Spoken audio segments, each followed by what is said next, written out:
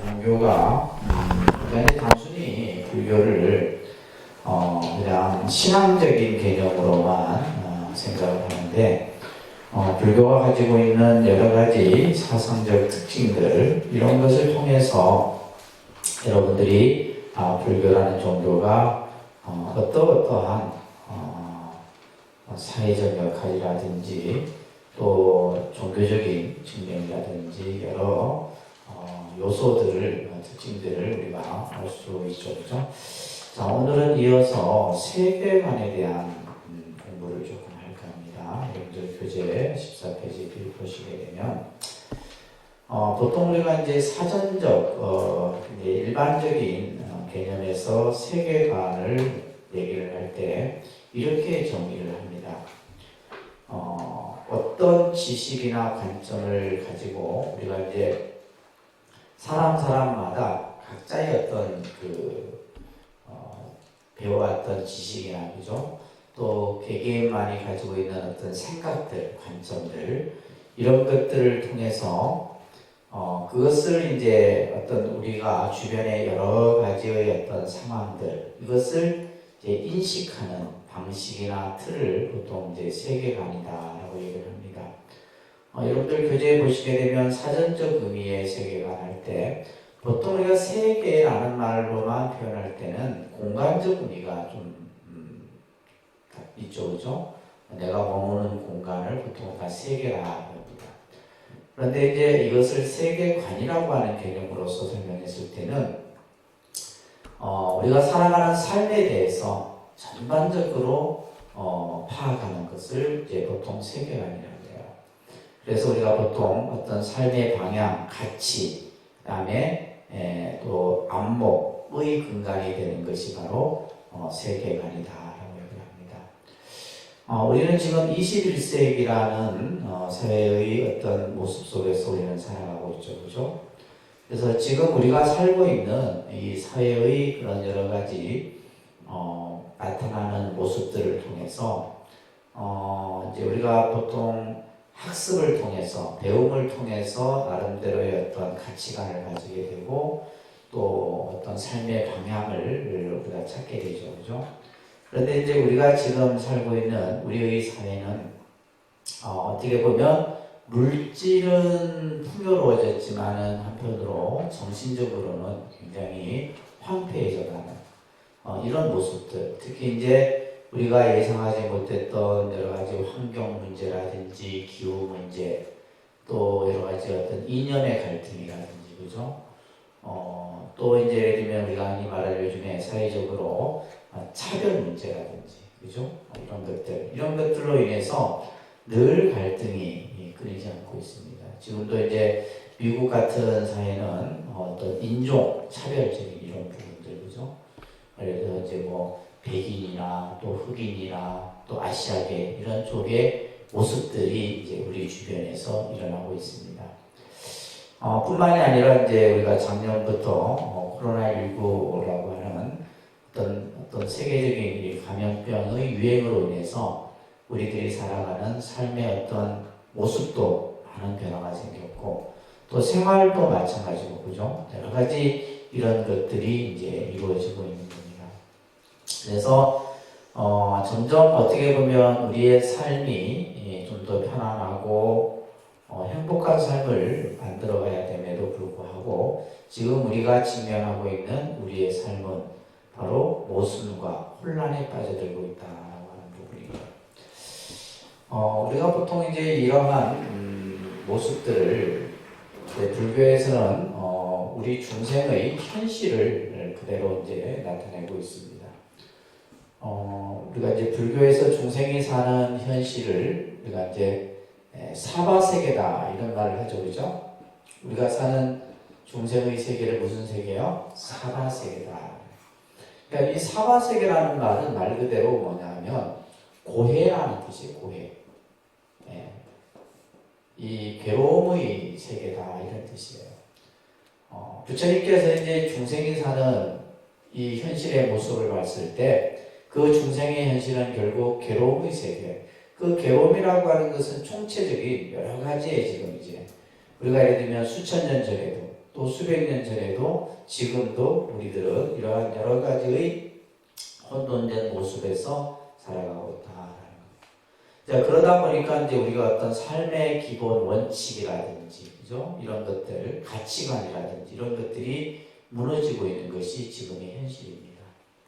그래서 이제 많은 인류학자나 세계의 어떤 학문적 연구를 하는 학자들에 의해서 앞으로 21세기, 22세기 이런 것들이 어떤 방향으로 나아갈 것인가 이런 것들.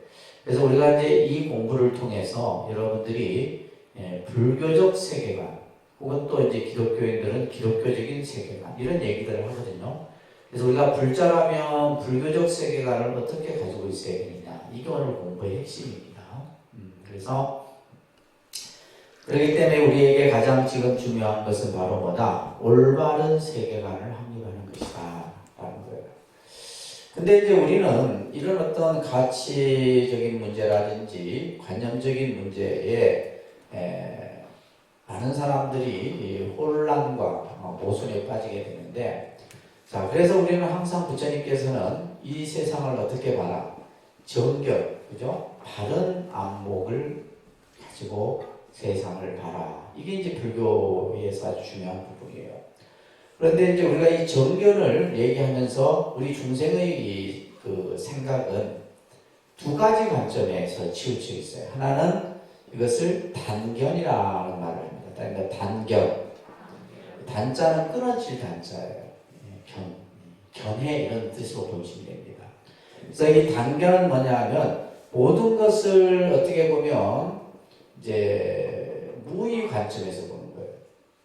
다 없는 것이다. 예를 들면 우리가 사후도 없고 행복도 없고 모든 것을 그냥 없다. 한편으로는 이제 부정적인 거죠.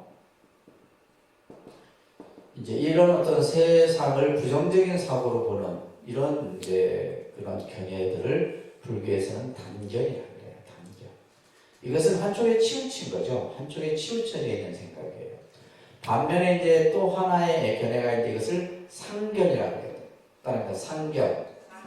그래서 단견과 상견을 이견이라는 개념을 가지고 이제 그 중간학에서 중요하게 다루어지는 개념입니다. 그러니까 상견.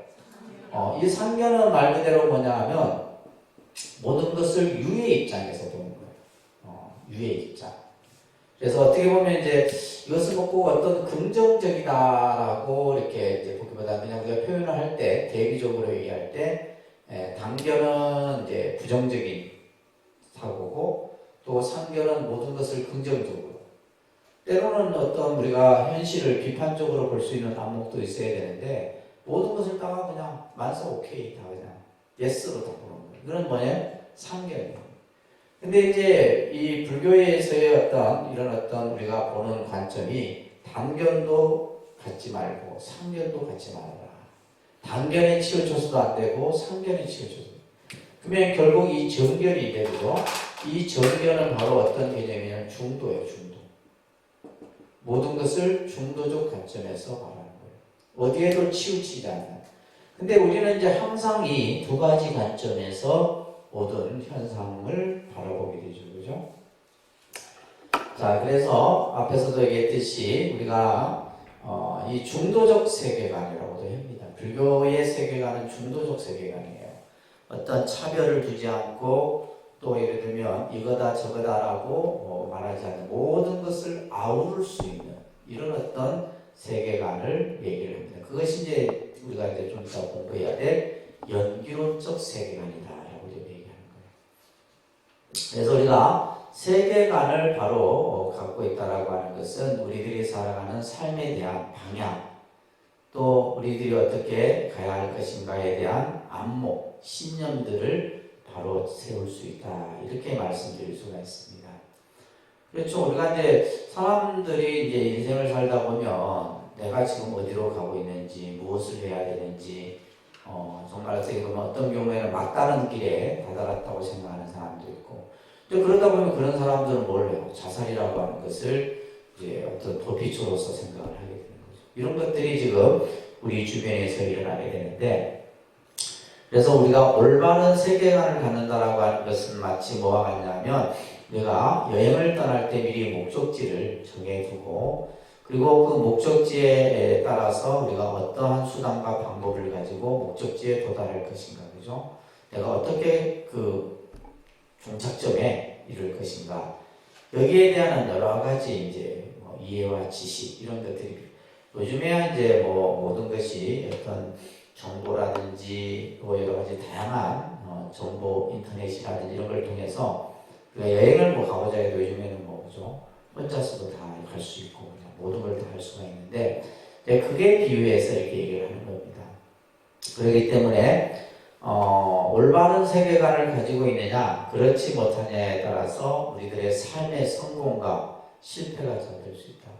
그래서 이제 보통 우리가 이제 그 스스로 성공한 사람들의 이야기들 있잖아요, 그죠? 자선 이렇게 막 그런 분들의 스토리를 들어보면 나름대로의 어떤 그 사람들은 보면 각자의 자기의 어떤 세계관을 가지고 그 세계관의 목적을 향해서 이렇게 한 걸음 한 걸음 이렇게 이루어 나가는 이런 스토리들을 우리가 접할 수가 있는 겁니다.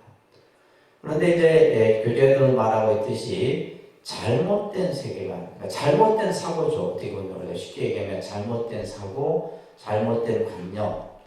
쉽게 얘기해서 이제 불교적으로 얘기하면 치우쳐진 생각, 어느 한쪽에 치우쳐진 생각, 그죠? 이제 이런 어떤 세계관을 가지게 되면 이것은 결국 전도망상으로 살아가는 삶을 만들게 되고 이로 인해서 고통은 한없이 만들어지는 거예요. 그래서 우리가 보통 요즘에 이제 현대인들이 정신적인 이런 어떤 문제를 일으키는 요인들 중에 하나가 생각이 너무 한쪽에 집착되어 있거나 한쪽에 너무 이렇게 어떤 굳집되어 있거나 이런 경우들에서 많이 비롯된다고 볼 수가 있습니다. 그죠? 그래서 이제 예를 들면 전도망상 같은 경우는 뭐냐면 자기 피해 의식이라든지 그죠? 이런 것들 사회에 대해서 어떤 뭔가 좀 이렇게 부정적인 생각들을 가지게 되고 내가 지금 이렇게 피해를 보는 것은 뭔가 어떤 다른 데서 누군가에 의해서 내가 이렇게 피해를 본다라는 이런 것들이 이제 우리가 주변에서 이제 정신적인 그런 문제를 다룰 때 볼 수가 있게 됩니다. 자, 그 밑에 여러분들 보시면 허망분별이라는 용어와 전도몽상이라는 이 용어를 여러분들이 오늘 좀 잘 이해를 하셔야 돼요. 그러니까 허망분별, 전도몽상. 불교의 용어에서 아주 많이 쓰여지는 말이에요. 그죠? 허망이라는 것은 부질없는, 쓸데없는 이런 것들이에요. 그죠? 그러니까 우리가 분별이라고 하는 것은 유다, 무다 이렇게 이분법적으로 나누는 것을 분별이라고 해요. 좋다, 싫다, 나다, 너다. 우리가 예를 들면 이제 뭐 어떤 인종차별도 어떻게 보면 이제 분별적 사고에서 만들어지는 거죠. 그죠? 이런 것들. 그래서 허망 분별이에요. 그러니까 쓸데없이, 그죠? 쓸데없는 생각을 통해서 일으키는 그런 어떤 생각들, 허망 분별이에요. 그 다음에 전도라는 말을 여러분들 꼭 잘 기억하세요. 전도라는 것은 거꾸러진 상태를 전도되었다. 차는 전복되었다 이런 말 하죠, 그죠? 이제 전도됐다는 말과 같은 말이에요. 그래서 이제 전도라는 말은 뒤바뀌어졌다. 그러니까 생각을 우리가 바로 가져야 되는데, 예를 들면, 그죠? 생각을 있는 그대로 볼 수 있는 안목을 가져야 되는데, 있는 그대로 보지 못하고, 거꾸로 생각을 하는 거예요. 이건 전도된 생각이에요. 몽상이라고 하는 것은 꿈속의 생각이죠. 그죠? 몽상. 그래서 전도몽상이라는 말은, 이제 실체, 우리가 꿈의 생각은 실제하는 것이 아니잖아요. 실제하는 것이 아닌데 마치 그것이 실제하는 것이냐 하는 생각합니다. 그래서 허망분별 전도몽상이라는 이런 이제 불교적인 표현들인데 이것은 마치 뭐와 같냐면 모래를 쪄서 밥을 짓는 것 같아요. 어때 모래로 밥을 지을 수가 있어요, 그죠? 이거는 잘못된 것이다. 또 마찬가지로 이제 우리가 동쪽을 가려고 하는데 나는 지금 동쪽을 가려고 하는 목적지인데 자꾸 서쪽을 향해 가는 거예요. 이게 바로 뭐냐면 허망분별과 전도몽상으로 인해서 생기는 모습이라는 겁니다. 이것은 결국 뭘로 인해서 생기는 것이냐 하면 연기, 무아의 세계관에 대한 무지와 왜곡된 사상과 정신을 의미한다. 결국 이 허망 분별과 전도몽상이라고 하는 우리 중생들의 이러한 잘못된 생각은 결국 이 세상이 연기이고, 그죠? 이 세상의 법칙이 연기이고, 무아라는 이 개념을 우리는 몰라요. 여러분들이 지금까지 뭐 기본 과정에서도 끊임없이 연기에 대한 얘기를 듣고, 무아에 대한 얘기를 듣고, 공에 대한 얘기를 들었지만은 이것에 대해서 잘 모른다, 아직까지도. 그러면서 그것을 잘못되게 이해를 하게 되고, 그럼으로써 생기는 개념이 바로 허망분별 전도몽상이다. 자, 그런데 연기무아의 세계관의 확립은 불교 수행의 첫걸음이며 동시에 신행 활동의 근본 생명이다. 자, 이 연기와 무아의 연기의 세계관, 또 무아의 세계관을 확립하는 것이 불교에서 중요한 공부예요. 그래서 이제 우리가 사실 연기만 알아도 불교를 다 아는 거와 마찬가지고, 또 무아의 개념만 잘 이해해도 불교 전체를 다 이해하는 것 같습니다. 그만큼 이게 중요한 개념이에요. 그래서 우리가 연기 무아의 세계관을 확립하는 것, 이것이 이제 중요한 부분인데, 이 세계가 연기의 존재임을 우리는 파악해요. 모든 이 세계가 만들어지고 없어지는 이 현상이, 그죠? 우리가 예를 들면 모든 이 우주의 현상의 모습이 연기다라는 거예요. 이것을 잘 파악하고 이해하고 터득하는 것을 우리는 뭐라 한다? 지혜라. 불교에서의 지혜라는 말은 뭐냐? 연기를 체득하는 거예요. 한마디로 얘기하면, 그래서 우리가 이제 부처님의 깨달음을 우리는 부처님께서 연기를 깨달았다 이렇게 배웠잖아요, 그죠? 그 연기라는 것은 결국 뭐예요? 지혜를 완성했다는 거예요. 그래서 연기의 존재임을 우리는 알아야 되는데, 이것을 우리는 모르면은 불교를 알 수가 없는 겁니다. 그리고 연기와 무아의 사상과 정신을 체득하여 살아가는 것을 동체대비입니다. 동체대비. 이 동체대비라는 말도 불교에서 많이 쓰죠, 그죠? 동체라는 것은 한 몸이다 이런 얘기예요. 자연과 내가 하나고, 우주와 지구가 하나고, 그죠? 너와 내가 다 하나예요. 일체 만물이 전부 하나의 근원에서 만들어집니다.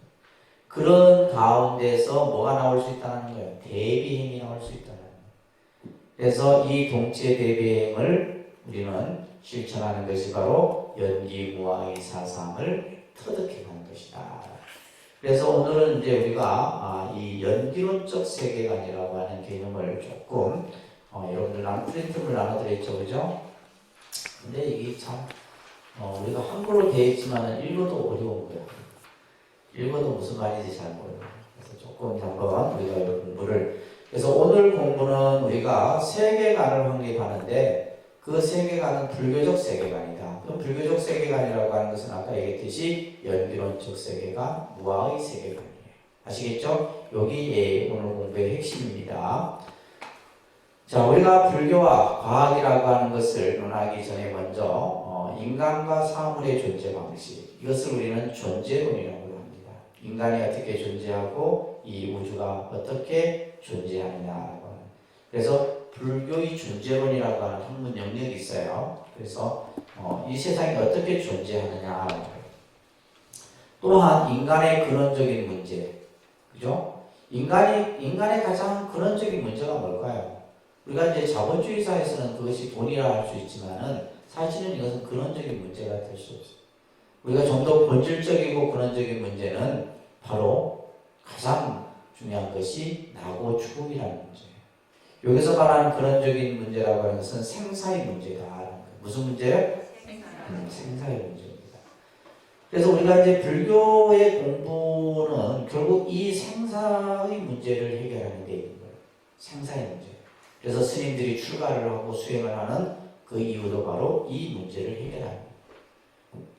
그래서 이 인간의 근원적인 문제, 결국 이것은 뭐냐면 고통의 뿌리에 대해서, 고통의 뿌리라는 것은 뭐냐면 고통의 근원, 괴로움의 근원이 뭐냐, 그죠? 자, 우리가 아까도 이제 사바세계라는 말을 했는데, 괴로움의 세계다. 그러면 이 괴로움이라고 하는 것이 그냥 일어난 것이 아니에요. 그죠? 여러분들이 예를 들면 지금 내 삶이 힘들고 괴롭다. 그러면 그 괴롭고 힘든 삶이 뭐 어느 날 갑자기 만들어진 것이 아니다. 거기에는 바로 뭐가 있다. 그 근원, 뿌리가 있는 거예요. 자, 그 고통의 뿌리에 대한 불교적 관점, 그 고통의 뿌리가 과연 무엇이냐 이 말이에요. 우리는 그냥 교리적으로 얘기하면 그것은 집착이다. 이렇게 이제 이해를 하시면 됩니다. 뭐라고요? 집착이에요. 사실 알고 보면 모든 고통의 근원은 집착이에요. 돈의 집착, 명예의 집착, 그죠? 뭐 자녀에 대한 집착이 됐든 이성에 대한 집착이 됐든 그 집착이 결국 고통의 뿌리다라는 거예요. 이거에 대한 불교적 관점을 가장 잘 나타내고 있는 핵심 사상이 바로 뭐다? 연기론적 세계관이다. 따라합니다. 연기론적 세계관. 연기론적. 그러니까 우리가 예를 들면 우리가 가지고 있는 근원적인 문제가 무엇이고 또 우리가 고통의 뿌리가 무엇인가를 그것을 이해할 수 있는 핵심 개념이 바로 연기론적 세계관이다. 무슨 말인지 이해되시죠? 자, 그래서 오늘 이것을 공부를 하는 겁니다. 자, 불교의 세계관에 의해서 보면 자, 모든 현상은 우연히 발생되는 것이 아니에요. 그죠? 우연히. 그래서 우리가 앞에서 공부했잖아요. 우연론. 또 신이 창조에 의해서 만들어졌다고 보는 것이 아닙니다. 신의 창조론. 이런 것들을 전부 뭐 한다고 했어요? 부정합니다. 불교는 그렇게 보지 않습니다. 아셨죠? 우연히 발생되는 것이 아니고 반드시 뭐요? 원인에 의해서 그 결과가 만들어집니다. 이것을 우리는 인연론, 인과론이라고 얘기합니다. 그런데 인연론, 인과론. 이걸 꼭 여러분들이 잘 아셔야 돼요. 이 세상은 그냥 우연히 만들어지는 것도 아니고 절대자에 의해서 만들어지는 것이 아니에요.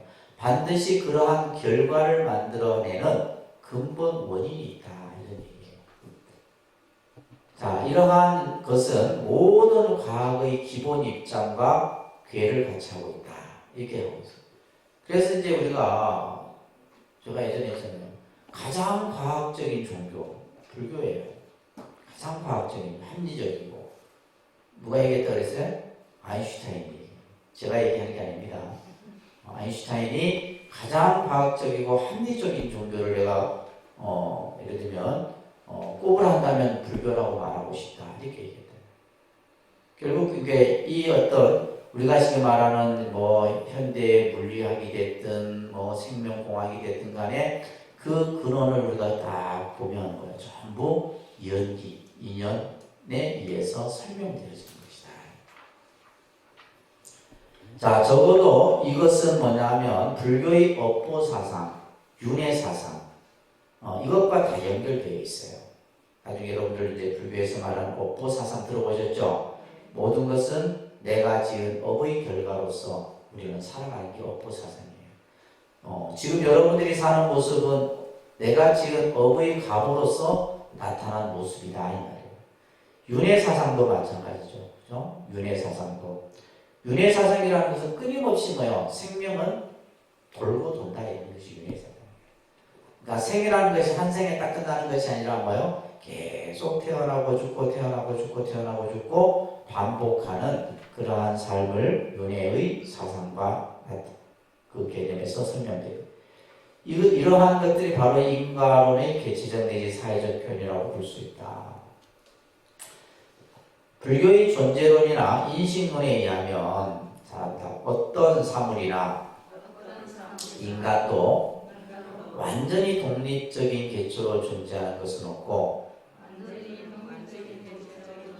그러니까 이 세상에 존재하는 어떤 것도 혼자 만들어지는 것은 없다 이런 얘기예요. 그렇죠? 우리가 예를 들면 우리가 태어나는 것도 내 혼자 태어난 게 아니잖아요.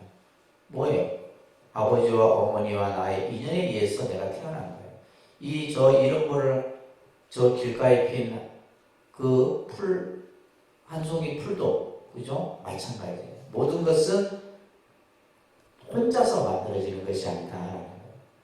다만 뭐에 의해서 따릅니다. 사물들이나 인간들과의 상호작용이나 관계로서만이 존재하고 인식된다고 한다. 여기서 중요한 말은 상호작용이에요. 상호작용. 상호작용이라는 용어와 관계라는 말이 중요한 거예요. 그래서 뭔가 우리가 살아가는 이 현상의 모습, 또 우리들이 삶의 모습은 전부 뭐요? 서로 주고받는 그런 작용 속에서 나타나는 거예요. 그리고 그것은 결국 관계라고 하는 틀을 형성하게 되는 거예요. 그래서 우리가 예를 들면 이제 사회화가 된다라고 하는 것은 결국 뭐냐면 사회성에서 가장 중요한 것이 관계성이거든요. 그 사람이 사회에 적응을 한다는 것은 얼마만큼 그 사회에서 관계를 잘 맺고 있느냐가 중요한 거예요. 자, 그래서 여기서 이제 그러한 어떤 상호작용이나 관계로서만이 존재한다라고 보는 거예요. 혼자서 존재하는 것이 아니다라는 거예요. 자, 예를 들고 있죠. 예를 들면 우리가 나라고 하는 것을 생각해 보자. 우리 나. 이제 불교가 또 한편으로는 여러 가지 이제 개념들을 설하고 있는데 그 중에서 이제 우리가 이 나라고 하는 문제, 나는 누구인가라고 하는 거죠. 우리가 이제 어떻게 보면 철학적인 문제라고 볼 수 있지만은 불교는 사실 어떤 이제 철학자들의 입장에서 봤을 때 철학적 개념을 가지고 있는 것이고 불교는 굳이 어떤 불교라는 사상 자체를 뭐 철학의 영역에서 이렇게 논하지는 않습니다. 가장 본질적인 문제, 우리가 나라고 하는 것을 우리가 이제 한자로는 이게 나자입니다, 그죠? 나자. 근데 이제 이 나라고 하는 것을 부처님께서는 아까 이제 우리 불교에서는 무슨 사상이 있어요? 무아라는 개념이 이제 등장을 하죠, 그죠? 무아. 그래서 아라고 하는 것을 아트만이라고 하고 아나트만, 그러니까 나를 부정하는 거예요. 근데 실제 우리가 나라고 이렇게 얘기했을 때 과연 무엇을 나라고 할 수 있느냐는 거예요. 예를 들면 여러분들이 지금 내 이 거울에 비춰진 내 모습을 보고 우리는 나라고 할 것이냐, 아니면 내가 지금 생각하고 인지하고 하고 있는 그것을 나라고 할 수 있느냐. 또 어떤 경우에는 뭐 예를 들면 마음이 나냐, 생각하는 이 생각이 나냐. 그래서 여러 이제 이 나라고 하는 것에 대해서 얘기해요. 근데 이제 불교는 어떻게 얘기를 하냐면 나라고 할 만한 실체 혹은 본체라고 할 만한 것이 없다. 이렇게 얘기하는 것이 바로 무아예요. 무아의 개념. 그래서 나를 부정하는 것이 아니에요. 나를 부정하는 것이 아니라 이 무아의 개념은 오히려 어떻게 보면 우리가 그냥 그 표면상에 드러난 그죠? 나라고 내가 인식하는 그 나를 그것을 뭐로 보지 않는 거예요? 실체의 모습으로 보지 않고 본체의 모습으로 보지 않는다. 예를 들면 우리가 이제 예를 들면 이 몸뚱아리를 나라고 했을 때 여러분들 이제 죽고 나서 한 줌의 죄를 가지고 이것을 나라할 수 있냐? 그죠? 죄. 그리고 이제 우리가 예를 들면 결국 이 나라는 어떤 실체와 본체가 라고 할 수 없는 것은 결국 뭐냐면 여기 지금 교재에도 설명되고 있듯이 이 세상은 뭐냐 변해가는 무상이라고 하는 개념이 또 설명되죠. 여러분들 그래서 이제 기본 과정에서 재행무상, 재범무아, 일체계고 요 3법인을 공부하셨어요. 그죠? 그래서 항상 이제 중요한 개념이 무상, 무아, 고라고 하는 이 세 가지예요. 이것을 이제 계속해서 여러분들이 공부를 하는 겁니다. 그래서 나라고 할 때 나를 나 자체만으로 파악하는 것은 불가능하다. 오히려 상식적으로 나 그 자체는 아니라고 믿어온 것들 또는 그런 것들과의 관계로서만이 나를 특정 지을 수 있다는 사실을 발견하게 된다. 이게 무슨 말이냐면 예를 들면 이름. 그렇기 때문에 예를 들면 이제 여러분들이 죽고 나서 비석이나 어디에다가 이름 아무개 써놓잖아요. 그걸 우리는 나라고 생각합니다. 또 예를 들면 성별, 생김새, 신분, 또 다른 사람들과의 관계, 부자, 부부, 친구, 선후배. 근데 이 모든 것들은 나의 본질이 아닌 것 같으면서도 나를 기술할 유일한 방법입니다. 그러니까 예를 들면 이제 지금 내가 내 거울에 비춰진 모습을 가지고 나라 얘기하고, 그죠? 내 모습을 보고 나라 얘기하고. 그러니까 이것이 본질적인 나는 아닌데 나라고 하는 것을 뭐 하고 있는 거예요? 표현하고 있는 하나의 방법이다라는 거예요. 무슨 말인지 이해되세요? 그래서 내가 가지는 생각이나 사상 같은 추상적 개념들까지도 예를 들면 이것은 다른 개인이나 사회 내지는 자연과의 부단한 상호작용 속에서 생기고 변화해 갈 뿐이다. 결코 나 개인으로부터 독자적으로 나오고 지켜지는 것이 없다. 예를 들면 우리가 일으키는 생각도 어떤 현상에 따라서 또는 어떤 상대에 따라서 일으키는 생각인 것이지 그 일으키는 생각이 나라고 할 수는 없다. 우리가 보여지는 모습도 마찬가지고 내가 인식되어지는 개념도 마찬가지예요. 그렇기 때문에 이와 같이 나라는 것은 처음부터 인식 과정을 떠나서는 실제하지 않고 필연적으로 상호작용 또는 관계를 거쳐야만 인식되게 된다. 아무 우리가 어떤 보여지고 듣고 또 느끼고 하는 것 없이 인식되어지는 것은 없는 거죠. 그렇기 때문에 엄밀한 의미에서 나라는 개념은 그 자체로서 파악될 수 없다. 그래서 불교에서는 모든 존재를 주체, 그에다 실체라는 걸 같이 써놨어요. 우리 모든 존재를 주체가 없다고 한다. 실체가 없다라고 보는 거. 이것을 재범무화입니다. 그러니까 재범무화. 그래서 한편으로 이제 불교를 좀 깊이 하는 분들에게는 이 문제는 굉장히 사실은 어려운 문제예요. 왜 부처님께서는 분명히 이 나라라고 하는 이 부분을 가지고 무한하는 개념을 만들어냈을까? 그건 이유가 있어요. 아까도 얘기했듯이 나라고 하는 것을 우리는 뭐요? 생각의 틀을 씌워버리는 거예요. 그러니까 쉽게 얘기해서 나를 버려야지만 우리는 이 진정한 나를 찾는다. 이런 표현이 있죠. 그죠? 나를 벗어버렸을 때, 나로부터 벗어났을 때 진정한 자기 자신을 찾는 거예요. 그래서 사실은 이 무아라는 개념은 절대 긍정이에요. 부정이 아닙니다. 무아의 개념은 나를 부정하는 개념이 아니라 모든 것이 다 나다 이 말이에요. 예를 들면 내 몸뚱아리만 나가 아니에요. 이 우주가 나고, 그죠? 이 세상이 전부 나다. 이렇게 보는 거예요. 이게 이제 무아의 개념이 가지고 있는 중요한 개념입니다. 그 얘기를 하는 거예요, 지금. 그렇기 때문에 비단 인격체인 나에 대해서만 국한하는 것이고 우리가 인식하는 유형무형의 모든 산나만생에 대해서도 마찬가지로 적용될 수 있다. 모든 존재가 실체가 없으므로 실체가 없다는 거예요. 이 실체가 없는 것은 결국 뭐냐면 모든 현상이나 또한 한순간도 이것이 정지되어 있지 않고 쉴 새 없이 뭐하다? 상호작용 속에서 변해간다. 변해가는 거. 이게 우리가 무상이라는 개념은 변화가는 모습을 무상이라는 표현을 쓰고 있는 거예요. 그래서 이 세상은 항상 정지됨이 없이 어떻게 해요? 변해가는 거예요. 자, 무상은 변한다라는 겁니다. 뭐 허무하고, 그죠? 예를 들면 허무하고 뭐 슬프고 이런 개념이 무상이 아니에요. 무상이 아닙니다. 변해가는 거예요. 자, 우리 마음도 변해가죠. 우리 마음도 변합니다. 근데 여러분들은 뭐 마음이 안 변한 줄 알아요. 처음 먹었던 마음 끝까지 가야 돼요. 마음은 변하는 겁니다. 시시각각 변해요. 마음은 어떻게 변해요? 생주이멸, 생주이멸. 마음을 어떻게 한다고요? 생주이멸하는 거예요. 생주이멸. 말합니다. 생주이멸. 마음이 일어났다가 머물렀다가 바뀌고 없어져요. 근데 이것은 뭐예요? 우리가 이 마음이라고 하는 것은 한 생각 속에서 찰나찰나 안에 그냥 변이 없어요. 그래서 예를 들면 이제 좀 더 나중에 여러분들이 불교를 공부하시다 보면 전찰나, 후찰나 이런 표현들이에요. 생각이 일어남과 동시에 그 다음 이어서 또 다른 생각이 일어나고 생각 속에서 수많아. 그래서 한 생각 속에 900생멸이 일어난다. 이런 말이 경전에 있어요. 우리가 일으키는 한 생각 속에 내가 인지하지 못하지만 그 안에 무엇을 900의 모습이 일어났다 없어진다.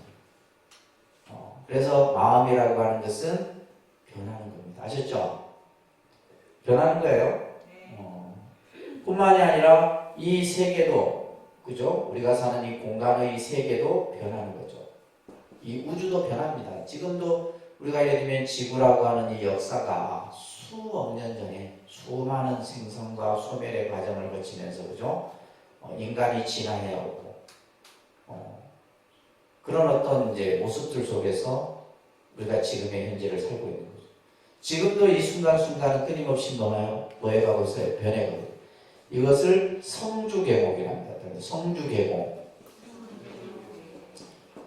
좀 어렵지만 자꾸 이제 들어두시면 이야기가 나중에 쉽습니다. 그러니까 성주계공.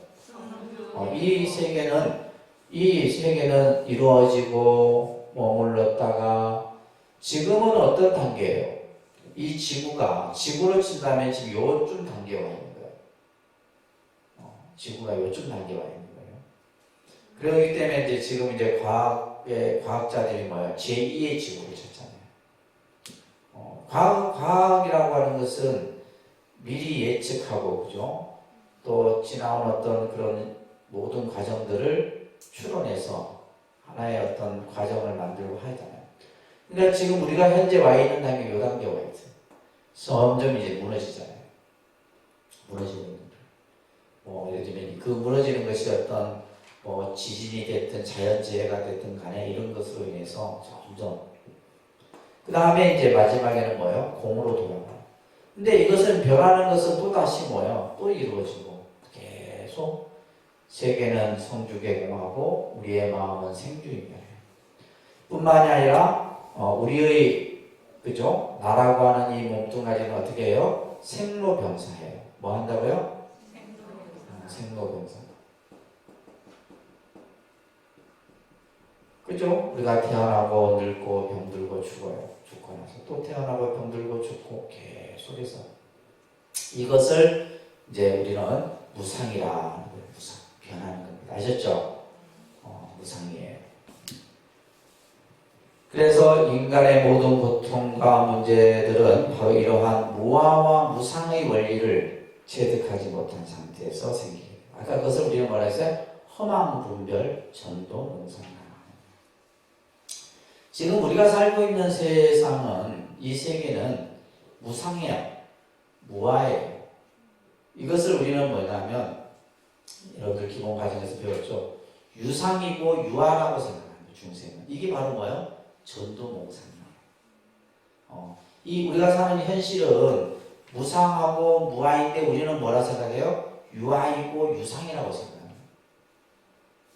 있다라고 생각하고 그것이 존재한다라고 생각합니다. 자, 이러한 상태에서 우리가 이제 생기는 것이 바로 하나입니다. 탐욕, 집착, 무지. 이것이 바로 뭐냐면 괴로움의 뿌리다라는 거예요. 탐욕과 집착과 무지가 바로 뭐다? 괴로움의 뿌리다. 그래서 이것을 이제 부처님께서는 일체는 다 고다, 일체 계고 이렇게 얘기하는 거예요. 기본 과정에서 들었던 게 좀 다시 머릿속에서 떠오릅니까? 그냥 뭐 생각이 없어요? 이렇게 연결해서 불교를 공부해보면 굉장히 불교가 아주 재밌습니다. 공부 자체가. 자, 무아와 무상의 도리를 철저히 자각한 상태. 그 상태는 어떠한가? 다시 말해서 우리가 이제 불교를 공부해요. 불교를 공부하다 보면, 이것이 무상이구나. 이것이 무아의 도리구나. 부처님께서 왜 일체가 다 괴로움이라고 얘기했는가? 이것을 하나하나 깨우쳐가는 거죠. 불교 공부는 그겁니다. 그걸 이제 철저히 자각한 상태가 어떠한 것인가라고 했을 때 이것은 바로 이것이 있으므로 저것이 있다. 이 세상의 존재는 그죠? 뭔가의 원인에 의해서 그 결과가 나타난다 이런 얘기예요. 이것이 연기라고 하는 개념으로서 설명되어지는 겁니다. 그렇기 때문에 이 우주 안에 어느 것 하나도 그죠? 서로 연관성이 없는 것은 없을 뿐만이 아니라 연관성이 서로 다 연관되어져 있다 이런 얘기예요. 모든 것은 다 모든 존재 나와 여러분들도 다 관계성이 다 갖추어진 거예요. 따라합니다. 모든 존재가 본질에 있어서는 다른 존재들의 결합이라는 확신이 자각의 실체이며 불교의 이른바 연기론적 입장이다. 자, 우리가 이제 불교적 사고를 가지고 이 세상을 바라볼 때 어떤 모습으로 봐야 하냐면 모든 존재는 서로 뭐다? 관계를 맺고 있다. 그죠? 모든 것은 다 서로 관계를 맺고 있다라는 거예요. 이거에 대한 어떤 자각이 바로 뭐냐면 그 관계를 맺고 있다라는 개념이 그 이념을 사상을 만드는 것이 바로 무상과 무아의 도리예요. 이걸 통해서만이 이제 우리가 모든 것이 연기임을 자각할 수 있다라는 거예요. 그러니까 예를 들면 무상인 줄 모르고 무아인 줄 모르면 어떻게 돼요? 연기를 이해할 수가 없는 거예요. 이 개념을. 그렇기 때문에 유형의 모든 사물들은 물론이거나 무형의 모든 정신작용들도 그물과 같이 서로 뭐요? 얽혀 있어서 어느 것 하나가 움직여도 다른 모든 것에 영향을 주게 돼요. 예를 들면 우리는 지구는 하나라 하잖아요. 지구는 하나. 우리가 사는 이 세계는 하나입니다. 그렇기 때문에 다른 어느 쪽이 이제 예를 들면 뭐 우리가 어떤 기후적으로 얘기해도 뭐 지진이 일어난다면 지구의 축이 바뀌잖아요. 다른 데 다 영향을 받는 거예요. 쉽게 더 표현하자면 여러분들 가족 중에 누가 아프면 뭐예요? 그 아픔이 모든 가족의 구성원들에게 다 영향을 미치는 거예요. 그게 바로 이제 이런 개념입니다. 그렇기 때문에 이 우주 안의 모든 것을 한 덩어리로 보는 거예요.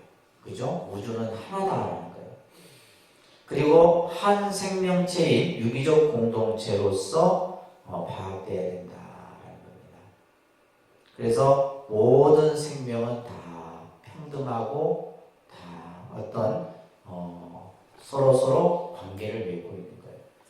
그러니까 예를 들면 지금 우리가 이제 사회적 이슈가 되는 것이 환경입니다. 그죠? 앞으로 이 환경을 우리가 인간이 관리를 못하면 정말 엄청난 재앙을 초래하게 됩니다. 이제 그런 연구들이 지금 계속 나와요. 지금도 이제 불교에서 가장 많이 연구하는 분야가 기후 환경 변화예요. 근데 우리는 뭐 아직까지 그런데 잘 못 느끼고 있죠, 그죠?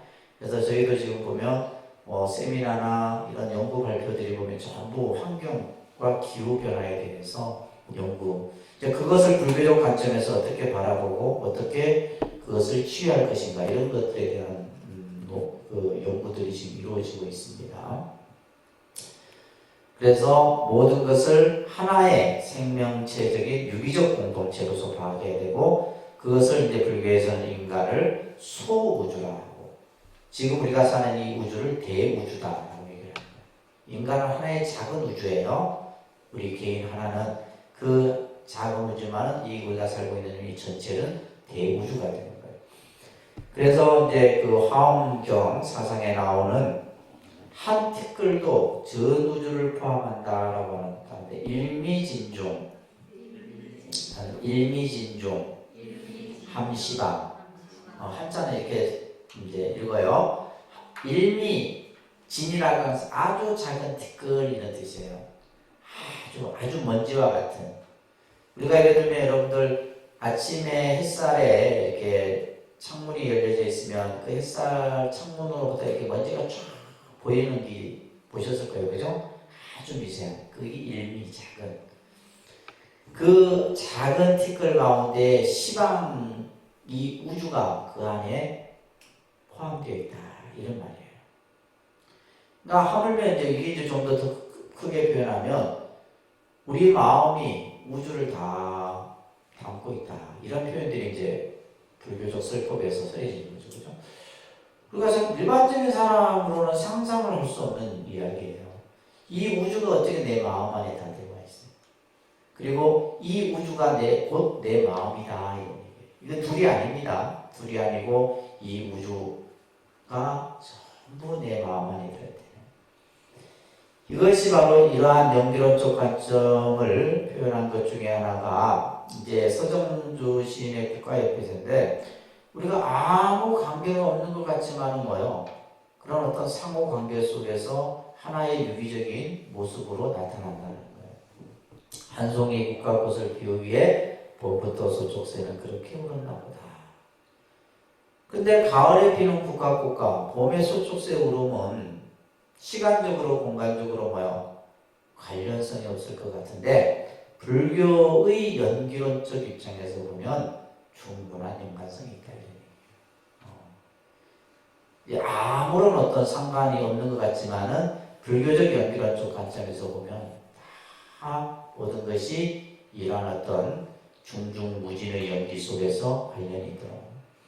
뿐만이 아니라 나무 한 그루 풀 한 포기도 그 자체로서 존립할 수 있는 것이 아니라 그죠? 수많은 여러 어떤 우리가 환경에서 공기나 물이나 토양이나 여러 가지 것들이 어우러져서 그죠? 함께 어우러진다 이 말이 중요한 거예요. 그래서 모든 생명은 뭐요? 함께 어우러지는 가운데서 존재하는 겁니다. 근데 우리가 지금 이 생명의 위기를 얘기하는 것은 뭐예요? 함께 어우러지지 못하기 때문이에요. 함께 어우러져서 살 수 없는 환경이 되다 보니까 지금 우리가 이런 어떤 환경 문제에 노출되어 있는 거죠. 자, 예를 들면 우리가 지금 보세요. 여러분들 한 20년 전만 해도 사실은 미세먼지 못 느꼈던 것 같아요. 늘 하늘이 이렇게 가을이 되면 항상 파랗고 그런 우리가 환경에 있다가 어느 때부터인가 그죠? 이제 막 미세먼지가 날아들고 또 이제 몽골이죠, 몽골 쪽에서 이제 사막 또 중국의 그 이제 사막화되는 과정에서 그 모래바람이 그냥 우리나라까지도 영향을 미치잖아요. 근데 여러분들 요즘에 이 중국 베이징에서 그 황사 뉴스 보셨죠? 그게 만약 우리가 사는 여기서 생긴다 생각해보세요. 끔찍한 겁니다, 사실은. 근데 그런 것들이 이제 얼마 안 있으면 우리에게도 영향이 미친다는 거예요. 근데 이것이 바로 뭐냐면 우리 모두가 함께 어우러져서 사는 이 어우러짐이 깨지기 때문에 나타나는 모습이에요. 그래서 꽃을 피우고 열매를 맺는다라고 하는 상의 상존적 관계, 아닙니다. 상의 상존적 관계. 이것을 이제 상의 상관관계라고 얘기합니다. 그 위에다 써놓으세요. 상의 상관관계. 그죠? 상의 상존적 관계. 좀 말이 어려운데 서로 뭐 하고 있다는 거예요. 의지하고 서로 그 의지한 가운데 존재한다는 거예요.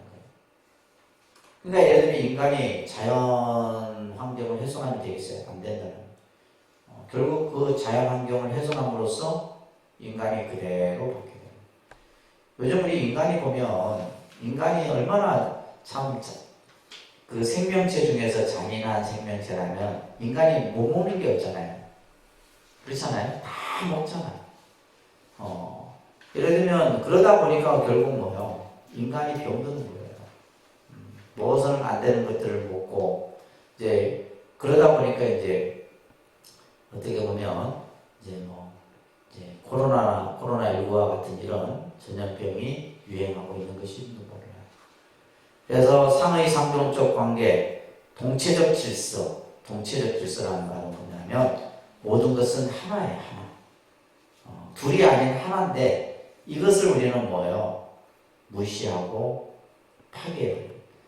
자, 이러한 질서를 자각한 자만이 우주적 생명에 능동적으로 참여할 수 있다.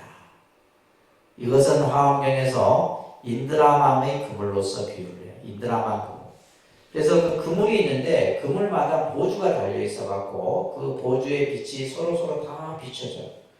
그래서 이 인드라망이라고 하는 그물에 대한 비유를 여러분들이 잘 이해하셔야 됩니다. 이것은 이제 서로 모든 생명과 또 현상, 우리가 살아가는 모든 관계에 있어서 마치 인드라망의 그물과 같이 이렇게, 그물이라면 이렇게 돼 있을 거 아니에요, 그죠? 그래서 이 그물코마다 구슬이 달려있는데 이 구슬이 서로 빛을 다 비춰주는 거예요. 우리가 사는 이 세계가 이와 같은 거예요. 인드라망의 그물과 같은 모습이에요. 그래서 하나가 다가 되고, 그죠? 일과 다, 상즉 상이 가는. 그래서 여러분들 이제 화엄경에 신행집 가지고 계시죠? 신행집 보시면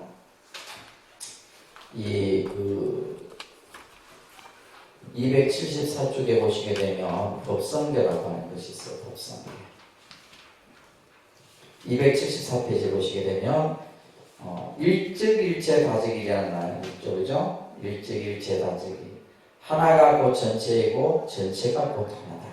이게 이제 화엄사상이에요. 이게 불교입니다.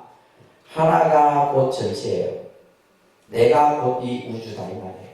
이 우주가 곧 뭐고 나인 것이다. 그것을 일즉일체다적이다.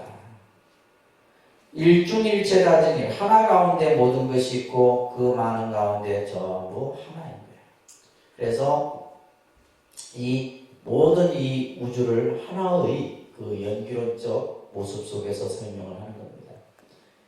그 다음에 이제 일미진중함시방 아까 있었죠, 그죠? 요 구절, 그죠? 한계 특별 가운데 시방세계를 보고 또 그 밑에 보면 일념 즉시 무량한 겁니다. 찰나의 한 생각이 그 한 생각 속에 무량한 시간이 그 한 생각 속에서 나타나는 거예요. 이게 이제 화엄의 아주 이제 이 정도 이제 우리가 이해를 하고 할 정도면 이제 불교 공부를 많이 여러분들이 하셔야 되는 겁니다. 자, 이런 개념들이 바로 뭐냐면 화엄경에서 말하는 중중무진 말입니다. 중중무진. 중중이라는 말은 거듭거듭이 말이에요. 거듭거듭. 무진은 담이 없이. 법계라고 하는 것은 이 세계를 말하는 거예요. 이 세계가 중중무진 법계연기의 모습으로 나타나고 있다.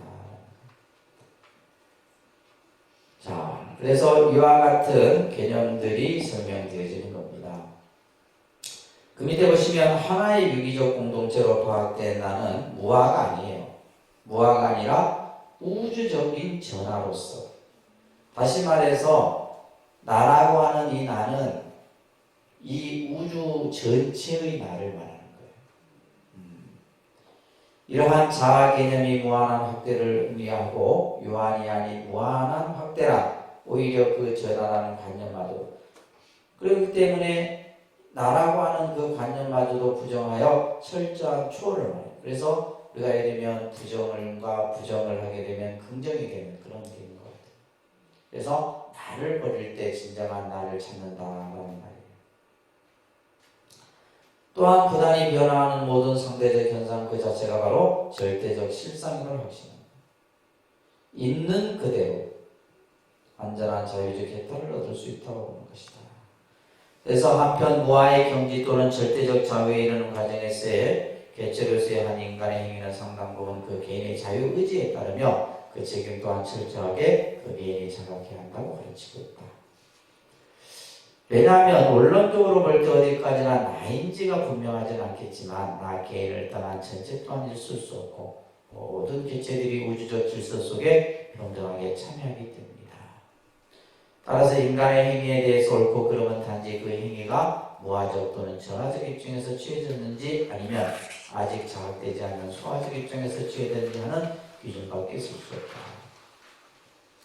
그 밑에 보시면 불교에서는 분별적이고 자기중심적 세계관을 뭐란다? 무명이란다. 아까 우리 이제 무지, 무명 이런 말을 하죠, 그죠? 그래서 우리가 어리석음이라는 것이 불교에서는 무엇을 어리석음이냐면 이 세상은 연결적 세계관인데 그것을 우리는 알지 못하는 거예요. 그리고 무상과 무아라는 개념을 알지 못하는 것. 이것을 무지무명이다. 그래서 경계의 대상으로 삼았으며 우리 모두가 고도로 통합되고 상호 연결된 한 조직체의 구성원이라는 진리를 깨달음으로써 전체적이고 조화로운 세계관을 습득하는 것을 궁극의 목표로 하고 있다. 그래서 이제 다시 말해서 연기론적 세계관을 우리는 체득하고 이 세계가 그러한 모습 속에서 나타난다는 것을 알아요. 그렇기 때문에 연기를 보는 자 열애를 본다라고 하는 불교의 핵심 가르침이 서해지는 겁니다. 자, 그래서 지금 이 프린트물을 통해서 우리가 중도 연기론적 세계가 결국 그죠? 우리가 무상하고 무아이고 또 일체와 괴로움이라고 하는 이것을 스스로 자각할 때 바로 이 연기론적 세계관을 우리는 체득할 수 있는 겁니다. 자, 여러분들 교재 한번 보시게 되면 우리가 보통 이제 이 그 세계관, 가치관 이렇게 이제 할 때 이것의 이 관자는 뭐냐면 바라보는 눈, 또 보는 관점 이런 뜻을 가지고 있겠죠, 그죠? 우리가 어떤 삶의 가치를 어떻게 바라보느냐, 또 이 세상을 어떻게 바라보느냐라고 했을 때 이제 그러한 개념으로도 설명을 합니다. 자, 그래서 불교의 세계관은 어떤 것이냐라고 했을 때 불교의 세계에는 관계의 존재다. 이거 꼭 기억하세요. 불교의 세계는 뭐다? 관계의 존재다. 관계. 우리가 이제 살아가는 데 있어서 이 상호관계라는 이 측면이 굉장히 중요한 거예요. 그래서 이제 우리가 사람이 저 사람 참 사회성이 있구나라고 했을 때 그 사회성은 결국 뭐예요? 관계를 얘기하는 거예요. 그렇죠? 사회성이 떨어진다는 것은 뭐냐면 관계를 잘 못 맺고 산다는 거예요. 예를 들면 뭐 직장에서든 또 뭐 가정에서든 간에 그렇죠? 요즘에는 이 관계가 어떻게 보면 이제 전부 이제 어떤 개인 중심적 관계로 만들어지잖아요. 예전에는 전부 이 가족 구성원들 간에 관계가 원만히 이루어졌는데 지금은 전부 이제 요즘에는 이제 혼자서 사는 세대들이 많잖아요. 그러다 보니까 결국 이 사회가 삭막하고 질 수밖에 없는 거예요. 그래서 우리가 이제 이 관계의 존재, 그러니까 우리가 보면 이제 그 사회 문제를 일으키는 특징들 요소 중에 하나가 보면 결국 이 성장하는 단계에서부터 이 관계성을 원만히 맺고 있지 못하다 보니까 그런 여러 가지 이제 사회 문제를 일으키게 되는 요인이 되는 겁니다. 그죠? 자, 그러면 이 관계의 존재라고 하는 것은 뭐냐면 서로 의지하고 그죠? 서로 돕는 관계에서 이루어진다는 것이 바로 이 불교에서의 보는 세계라는 개념이에요. 그래서 우리가 이제 단순히 뭐 지구라고 하는 것은 여러분들 지구는 뭐냐면 지구 보셨죠? 하나의 한 덩어리예요. 근데 그것은 이제 우주라고 하는 큰 어떤 관점에서 보게 되면 아주 하나의 작은 점에 불과하죠. 그래서 우리가 예를 들면 수억의 행성들 가운데 지구는 한 일부분이에요. 근데 이 일부분이 뭐요? 전체와 다 연관되어져 있는 모습 속에서 나타난다는 겁니다. 그래서 불교에서의 기본 세계관은 바로 뭐다? 연기다. 불교에서의 세계관의 기본은 뭐다? 연기법이다. 그래서 이 연기법은 존재의 법칙으로서 설명되어지는 거죠. 그죠? 그래서 부처님이 깨달음을 통해 밝혀낸 진리가 연기법임을 분명하게 말하고 있죠. 위에 경전에 보시게 되면 일체 의욕이 사라졌으니 연기의 도리를 알았습니다. 이렇게 이제 부처님이 깨달으신 진리의 내용은 바로 연기다. 그래서 나중에 이제 여러분들 연기, 중도, 공 이 개념이 전부 똑같은 개념이에요. 이제 불교를 여러분들이 좀 계속해서 체계적으로 공부하시다 보면 이제 무아의 사상이나 연기의 개념이나 공의 개념이나 이런 개념이 전부 다 똑같은 개념이에요. 그러니까 봤을 때 이제 뭐 글자만 다른 것이지 그 본질은 똑같아요.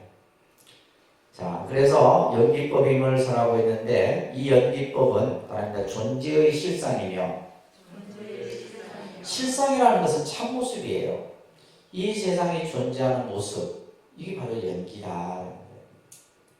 그리고 이것은 진실의 법칙이다. 이것은 뭐 누가 만든 것도 아니고 누구에 의해서 만들어지는 것도 아니에요.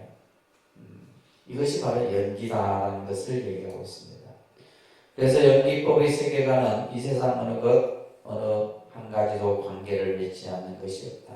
어떤 관계를 맺느냐? 시간과 공간, 인간과 자연, 정신과 물질, 그죠? 중생과 부처, 신과 인간, 나와 너, 과거, 현재, 미래 등 모든 것이 뭐예요? 중중무진의 관계 속에서 성립되어진다.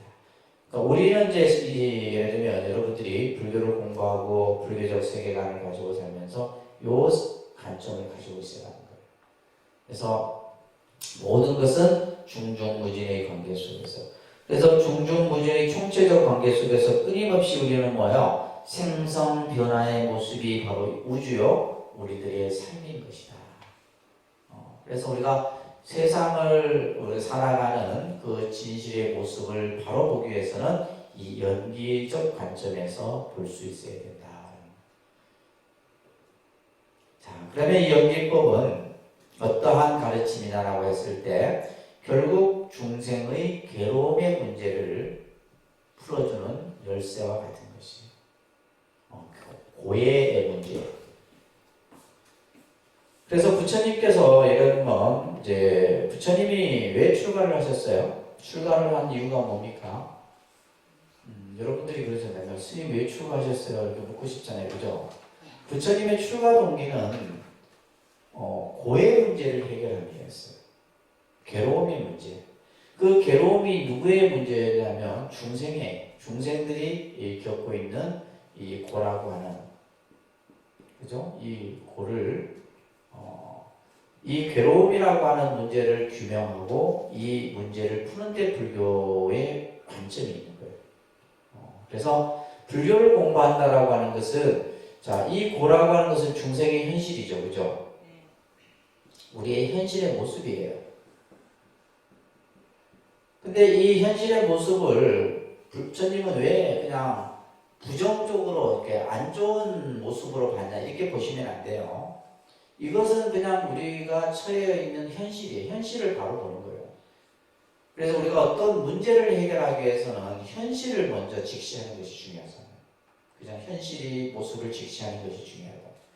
그래서 결국 이것을 어떻게, 그죠? 즐거움으로 바꾸는 것이 우리가 예를 들면 불교라 얘기를 하는 거예요. 불교가 어떤 종교냐라고 얘기했을 때 한마디로 얘기하면 이고등락이다. 그런데 이고등락 들어보셨죠? 이고등락이다 이렇게 얘기를 하는 거예요. 그런데 이고등락, 괴로움으로부터 벗어나서 즐거움, 영원한 행복, 니르바나, 해탈을 성취하는 것이 바로 불교예요. 그래서 여러분들이 이제 불교라는 종교를, 그죠? 신앙적으로든 또 예를 들면 또 어떤 단순히 공부를 하기 위해서 접근을 하는 데 있어서도 그 근본은 바로 이 문제를 해결하는 거예요. 그래서 이 문제에 해결이 되지 않는 것은 부처님은 뭐예요? 설하지 않으셨어요. 답하지 않으셨고. 이런 얘기 우리 이제 독화사의 비유나 이런 걸 통해서 들으셨잖아요. 그죠? 그래서 이고등락이라고 하는. 그래서 이 현실의 문제 해결을 제시해 주는 거예요. 자, 그러기 위해서는 먼저 이 세상은 어떻게 존재하느냐, 어떻게 만들어지느냐라고 하는, 그죠? 이것을 이제 우리 이것을 생멸의 법칙이라고 얘기합니다. 생멸의 법칙. 이 세상이 어떻게 존재하느냐. 또 우리는 태어나고 죽음이라는 것이 어떻게 그런 모습들이 나타나느냐. 이것이 바로 연기의 법칙이며 이것을 인연의 법칙이라 합니다. 그런데 연기의 법칙, 인연의 법칙. 자, 여러분들이 이제 연기라는 말 오늘 막 수백 번, 수천 번 듣는데 여기서 이제 듣고 나면 잘 들을 일이 별로 없어요. 그러니까 딱 들을 때 잘 이렇게 기억을 해 두셔야 돼요. 자, 이 연기라고 하는 것은 누구에 의해서 만든 것이 아니라 그랬어요. 그죠? 부처님이 세상에 나오거나 나오지 않거나 이것은 항상 법계에 있는 것이다. 존재하는 이 우주 존재의 법칙이 바로 연기예요. 단지 열애는 이 법을 깨달아 깨달음을 이루시고 이것을 사람들을 위해 분별 연설한다. 이렇게 말씀하고 계시는 겁니다. 그렇기 때문에 연기를 보면 법을 보고 법을 보면 연기를 본다. 그래서 우리가 앞에서 불교라는 종교가 진리의 종교다라는 말을 했었다는 거죠. 그 진리라고 하는 것이 바로 다르마, 법. 그 법이 구체적으로 뭐냐 했을 때 연기다라고 얘기해요. 그게 이제 나중에 여러분들이 좀 더 공부를 하면 예를 들면 공이다 얘기를 하는 거고, 좀 더 이제 선에 가서는 그것을 뭐라 그래요? 마음이다 얘기를 해요. 그래서 우리가 예를 들면 마음을 깨친다. 그 마음을 깨친다는 것이 결국 뭐냐면 연기를 깨친다는 말과 똑같은 거예요.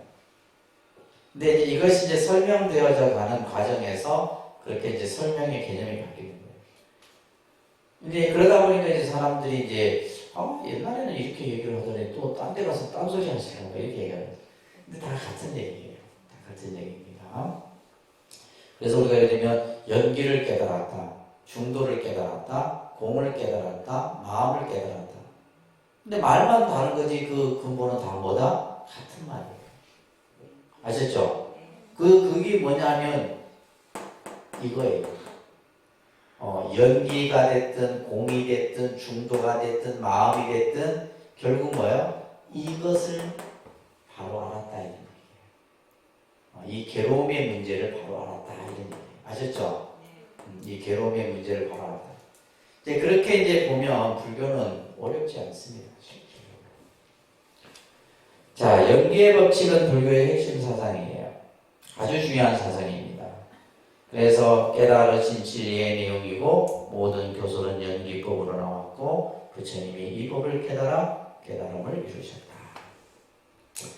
자, 우리가 연기라는 용어를 이제 조금 이제 여러분들 기본 과정 때도 한번 배우셨는데, 자 책에다 이렇게 좀 써주세요. 모든 것은 그죠? 모든 것은 조건에 의해서 생성하고 소멸하고 지속한다. 이게 연기예요. 모든 것은 어떠한 조건, 이 조건이라는 말은 다시 말해서 원인이에요. 어떠한 원인에 의해서 그것이 만들어지고 없어지고 지속되어진다. 한마디로 이게 연기라는 뜻이에요. 그래서 우리가 이제 아까 우리가 이제 이 어떤 모든 어떤 사물과 현상, 또 우리가 우주와 자연, 그죠? 여러의 어떤 관계라고 그랬잖아요, 그죠? 이 관계의 어우러짐이 잘 만들어졌을 때 이 세상은 행복한 거예요. 그래서 우리가 연자는 이걸 이제 연이라는 것은 반연한다. 이렇게 이제 우리가 보통 이제 스님들이 한문을 정통으로 해석할 때 연자를 반연할 연자 이렇게 얘기해요. 반연한다. 반연한다는 것은 이것 좀 더 이제 현대적으로 쉽게 설명하면 무엇으로와 어우러져서 이런 얘기예요. 아까 어우러짐이라는 얘기 했었잖아요, 그죠? 무엇으로 말미암아서 이런 뜻이에요. 무엇으로 인해서 뭐뭐에 의해서 뭐뭐를 조건으로 이런 뜻이에요. 그러고 나서 뭐 한다? 일어나는 거예요. 생겨나는 거예요. 기자는 일어날 기자예요. 그러니까 이 세상의 모든 것은 어떠한 조건에 의해서 무엇으로 인해서 그냥 혼자 일어나는 것은 없다. 혼자 만들어지는 건 없는 거예요. 쉽게 얘기해서 괴로움이라는 것도 그냥 괴로움이 그냥 그 자체로 만들어지는 게 아니에요. 괴로움이 일어나기 위한 뭐가 있다? 조건이 만들어졌기 때문에 괴로움이 만들어진 거예요. 조건이 없이, 조건에 의한 발생 없이 그 결과가 만들어질 수 있는 것은 없다라는 거예요. 이 연자가 그런 개념입니다. 그래서 여기서 보시게 되면 어떠한 원인에 대해서 어우러져서 일어난다. 어우러져서. 이 어우러짐이 중요한 거예요. 그러니까 우리는 이것이 어떻게 보면 조화라고도 얘기하죠. 그죠? 조화. 그러니까 자연 조화. 뭐 이런 표현을 쓰는데 그 어우러져서 일어나는 것. 이것을 뭐라 한다? 연기다라고 하는 거예요. 그래서 모든 것이 다 뭐 생명이 됐든 또 우리가 어떤 사회 현상이 됐든 간에 그런 어떤 어우러짐 속에서 모든 것이 만들어지는 거예요. 그래서 일체의 존재는, 따라합니다. 일체의 존재는 다양한 원인과 조건에 의해서 성립된다. 이게 바로 연기예요. 일체의 존재는 다양한 원인과 조건에 의해서 만들어진다. 그래서 어떤 원인이 없이 만들어지는 결과는 없다라는 거예요. 그래서 여러분들이 예를 들면 모든 살아가는 어떤 삶의 현상을 이 지금 여기서 말하는 이 인연과 연기라는 개념을 가지고 깊이 들여다볼 줄 알면 세상은 아주 지혜로운 삶을 만들어갈 수 있는 겁니다. 그러니까 연기는 상의성이다. 연기는 상의성이에요. 우리 아까 상의 상존적 관계다 이런 말 했었죠. 이것을 상의 상관성이다. 상의 상관성. 서로 뭐요? 관계를 맺고 있다. 서로 뭐다? 의지하고 관계를 맺고 있는 거예요. 그렇죠. 이 세상은 전부 서로 의지하고 있는 거예요. 그래서 우리가 이제 사람이라고 하는 이 글자도 뭐예요? 이 글자도 서로 이렇게 의지하는 거예요. 사람이 왜 사람이냐? 서로 의지하면서 살게 된 사람이에요. 그런데 이제 우리는 혼자 지지가 잘난 줄 알고 살려고 하면 안 되는 거예요. 그죠? 그거는 이제 관계를 형성하지 못하는 것이 되는 겁니다. 그래서 상응이 상관성이다. 그래서 모든 존재와 현상은 원인과 결과에 의해서 성립되고 소멸하는데 이것을 우리는 인과법이다. 무슨 법이요? 인과법이다. 그래서 우리 불교 신자는 인과를 잘 알아야 돼요. 인과를. 그래서 인과라고 하는 것은 반드시 원인과 결과. 이것은 한치의 오차가 없어요. 한치의 오차가 없습니다. 내가 짓는 만큼 받고 주는 만큼 받고 하는 게 인과예요. 근데 중요한 것은 이게 이제 또 이자가 붙는 것이 또 문제인 거지. 이자가 붙지 않으면 그나마 다행인데 원금만 해도 그죠. 원금만 갚으려고 해도 이게 참 힘든데 그게 이자까지 붙이니까. 그래서 옛날 어른스님들이 쌀 한 톨을 남에게 얻어먹으면 나중에 살을 7건 베어서 갚아야 된다. 이런 일미칠근이라는 말이 있어요. 저희는 이제 그런 얘기를 하도 많이 듣거든요. 그래서 이제 남에게 내가 어떤 도움을 받았던 어떤 뭘 이제 받았던 간에 그것이 이제 인과법에 의하면 일미칠근의 비유로서 설명을 하는 거예요. 그래서 간혹 이제 그런 얘기예요. 여러분들이 결혼을 해서 그죠 부부가 됐을 때 이 부부도 보면 관계거든요. 부부 관계인데 이게 어떻게 보면 어떤 부부는 동등한 관계를 유지하는 경우가 있어요. 동등한 관계. 부부. 요즘 이제 현대 젊은 여성들은 동등한 관계죠. 돈도 어떻게 해요? 같이 벌어서 각자 통장에 있고 침대도 각자 쓰고 뭐 예를 들면 뭐 자기가 사고 싶은 거 각자. 근데 이제 간혹 보면 어떤 경우에는 막 일방적으로 그죠. 일방적으로 막 그냥 막 굉장히 남편이 권위적이고 뭐 물 가져라 물 갖다 주고 그런 사람들이 있잖아요. 그러면 이건 뭐냐면 여러분들이 그 남편한테 빚을 진 거예요. 이제 빚 갚는다 생각하시면 돼요. 아셨죠? 그냥 혼자서 아휴 꼴보기 싫다 이런 소리 하면 안 되고 그래 내가 금생에 내가 빚 갚는다 생각하면 되는 거예요. 나중에 이제 빚을 청산하게 되면 또 달라지는 거죠. 그래서 제가 이제 예전에 이제 저희 그 어른 스님한테 들었던 아주 재미난 이야기가 있는데 오늘 시간이 없어서 못하겠다. 그래서 이 인간은 우리가 살면서 참 이것은 정말 한치의 오차도 없이 적용되는구나 이런 것을 여러분들이 살면서 느끼실 거예요. 그래서 우리가 이제 그 밑에 보시게 되면 선인선과 악인악과 그죠? 그래서 어느 것도 원인 없는 결과 없고 결과에는 반드시 뭐가 있다? 원인이 있게 되는 거예요. 아시겠죠? 그래서 직접적인 원인과 보조적인 원인 이것을 인연이라고 하는 거예요. 그래서 인연할 때 그 인연의 개념은 뭐냐면 직접적인 원인이 있고 그 직접적인 원인을 보조해주는 보조적인 원인이 같이 어우러지는 거예요. 그래서 모든 것은 인연법이라 얘기하죠. 그죠? 인연법입니다. 아시겠어요? 네. 여러분들이 부부가 되고 또 부모 자식의 그 관계가 전부 인연법이에요. 인연법이라는 것은 참 어떻게 보면 왜냐하면 한치의 오차도 없기 때문에 무서운 거예요.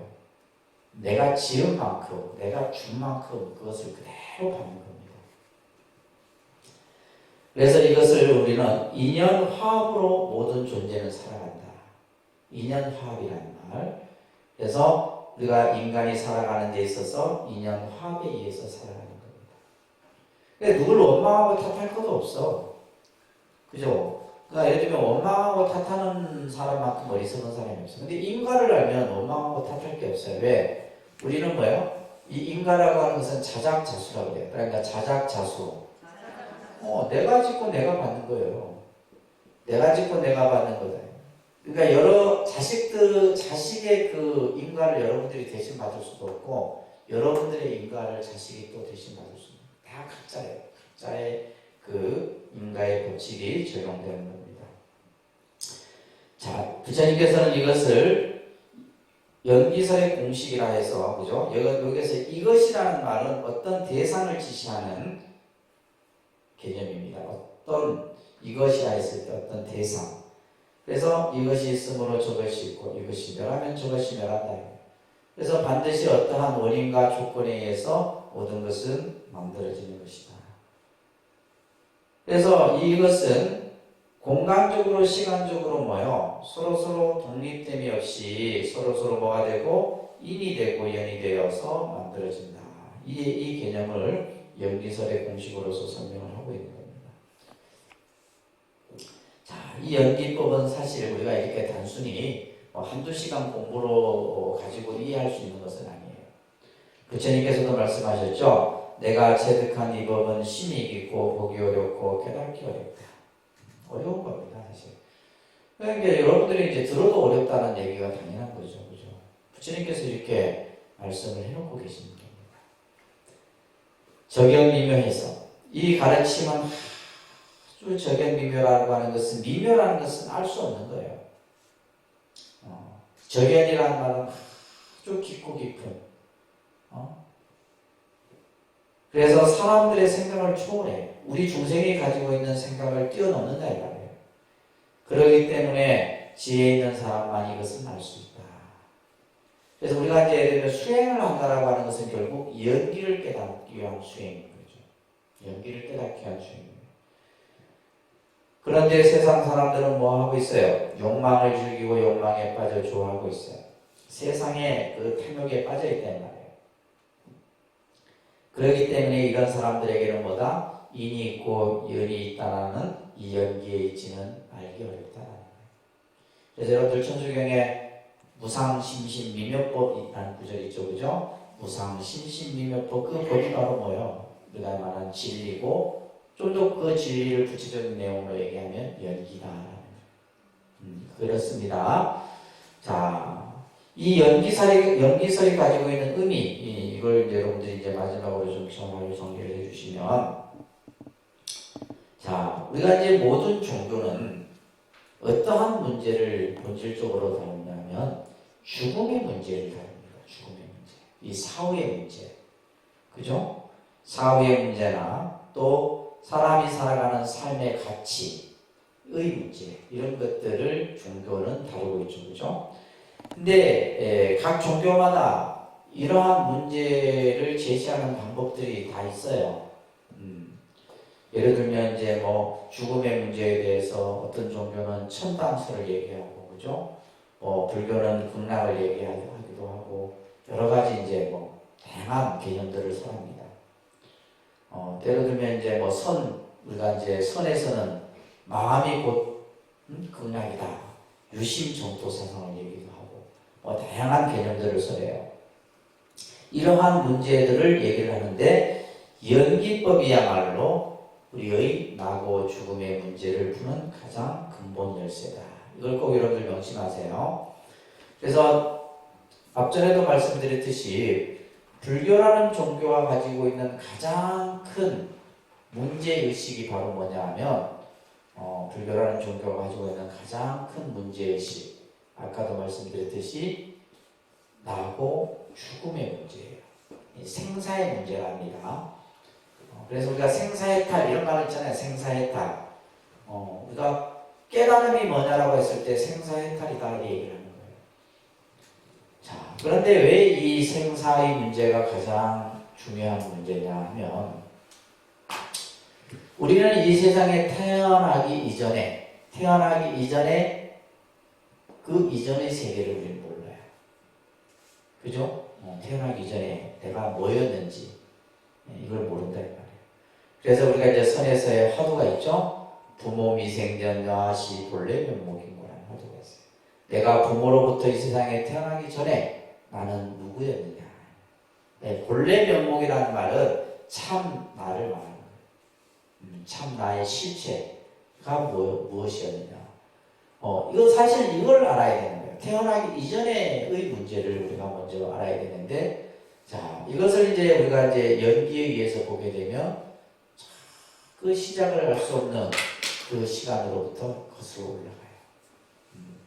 그래서 이 태어나기 이전의 나의 모습, 그리고 나서 우리는 뭐냐면 죽고 나서의 또 나를 우리는 모르는 거예요. 그런데 이제 불교는 이 두 가지의 문제를 가장 근본 문제로 삼고 있다. 그리고 이 생사의 문제를 푸는 가장 중요한 키가 바로 뭐다? 연기다라는 개념을 꼭 기억하셔야 돼요. 아셨죠? 아시겠습니까? 자, 그런데 우리는 여기에 생각을 두지 못해요, 여러분들은.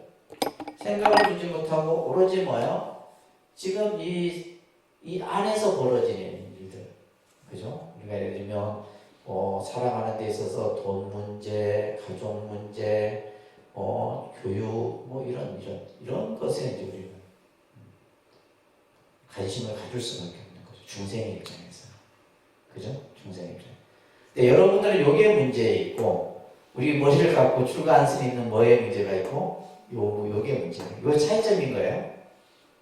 여기 별로 관심이 없어요. 그러니까 결혼도 안 하고, 아무것도 안 하고, 안 하죠. 오로지 관심은 뭐다? 이 나고 죽음의 근본 문제를 푸는 데 있다. 자, 이러한 연기는 이 우주 밖에 항상 존재하는 것이고, 이것은 깊고 깊은 가르침이다. 그리고 불교의 연기설을 중심으로, 불교는 모든 연기설을 중심 사상으로 삼는다. 그래서 이제 나중에 이제 아까도 잠깐 말씀드렸듯이 연기가 뭐가 되고 공이 되고, 공이 무자성이 되고 중도가 되고, 그래서 이제 이 교설이 보게 되면